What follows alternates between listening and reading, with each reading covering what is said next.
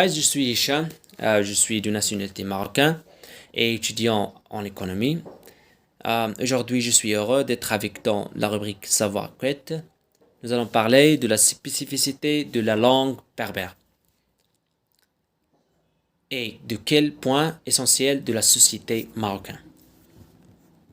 Alors, les Berbères du Maroc sont une civilisation indigène d'Afrique du Nord et subsaharienne dont l'existence remonte à plus de 20 000 années. Appelés les Amazirs, cela signifiait homme libre ou the free man.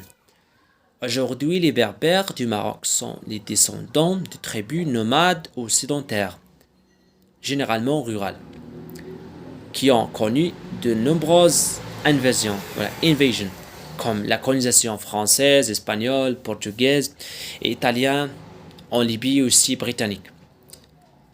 La culture des Berbères au Maroc intégrait ce riche passé au style artisanal et graphique caractéristique, avec aussi des produits d'art comme djellaba, kaftan, que ce soit au niveau de la langue, des arts, de l'artisanal ou des rites et croyances.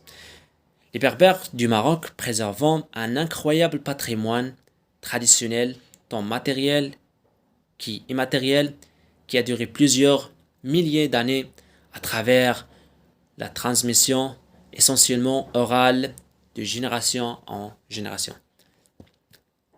Mais le nom du Maroc vient du mot berbère Amerouk, qui signifiait terre de Dieu. C'est aussi le nom d'origine de Marrakech. Avant d'évoquer le nom Maroc, on parlait du Maghreb al-Aqsa, c'est-à-dire de l'extrême ouest du Maghreb. Al-Maghreb, c'est le cadre, et Al-Aqsa, c'est extrême.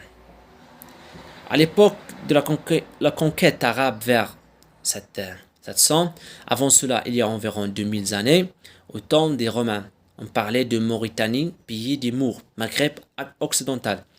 Mouri, en latin signifiant berbère de Mauritanie ou Numidie, Maghreb en général, avec ces Numidis, nomades ou soumis, sédentaires lorsque le Maghreb n'était pas encore subdivisé, c'est-à-dire à l'époque de comptoirs phéniciens et carthaginoises. L'Afrique avec le peuple des Libyens correspondait à l'ensemble de l'Afrique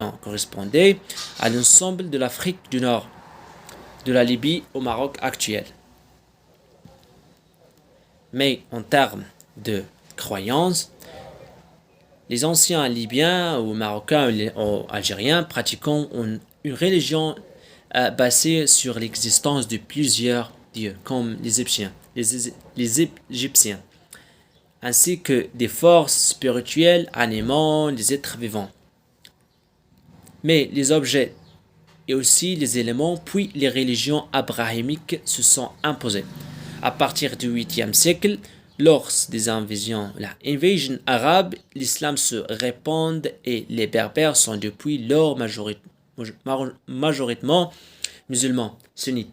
Il y a aussi des Berbères juifs à l'époque. Alors, les Romains, certains Berbères étant chrétiens comme Saint Augustin, mais la majorité juive berbère étant importante jusqu'à dans les années 1960. En nombreux départs vers Israël et la France ont lieu, ce qui a contribué à l'augmentation de la population israélienne. Mais avant de finir, je voudrais mentionner des plus grands héros marocains.